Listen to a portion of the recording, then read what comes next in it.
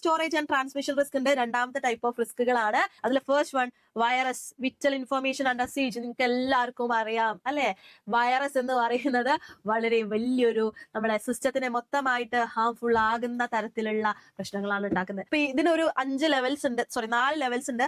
ആദ്യം minor disturbance ആണ് നമുക്ക് ഉണ്ടാക്കുന്നത്. നമ്മൾ സിസ്റ്റം ഒക്കെ യൂസ് ചെയ്യുന്ന സമയത്ത് ഇതിലെന്താ ഫണ്ണി ഡിസ്പ്ലേസ് ഒക്കെ നമുക്ക് കാണാനായിട്ട് സാധിക്കും. അപ്പൊ നമ്മൾ നെവർ മൈൻഡ് ആക്കിയിട്ട് വിടും. പിന്നീട് എന്ത് ചെയ്യും, നമ്മുടെ ഫംഗ്ഷനിങ്ങിനെ മൊത്തമായിട്ട് അത് തകർക്കാൻ തുടങ്ങും. ഫയൽസ് ഒക്കെ ഡാമേജ് ചെയ്യും. ഹോൾ സിസ്റ്റത്തിനെ തന്നെ ഡിസ്ട്രോയ് ചെയ്യാൻ മാത്രം ഹെൽപ്പുള്ള പ്രോഗ്രാംസ് ആണ് വൈറസ്. അപ്പൊ നമ്മൾ അതിൽ നിന്ന് എങ്ങനെ പ്രൊട്ടക്ട് ചെയ്യും? ആന്റിവൈറസ് സോഫ്റ്റ്വെയർ ഒക്കെ നമ്മുടെ സിസ്റ്റത്തിൽ നമ്മൾ ഇൻസ്റ്റാൾ ചെയ്ത് വെക്കുക. ഓക്കെ.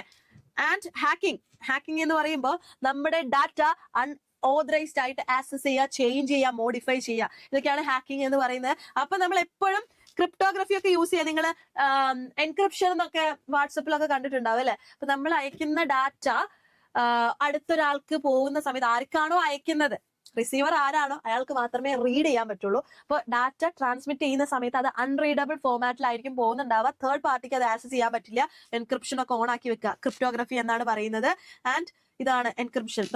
ഇങ്ങനെയായിരിക്കും നിങ്ങൾ അയക്കുന്ന മെസ്സേജ് ഒക്കെ തേർഡ് പാർട്ടിക്ക് കിട്ടുന്നുണ്ടാവുക.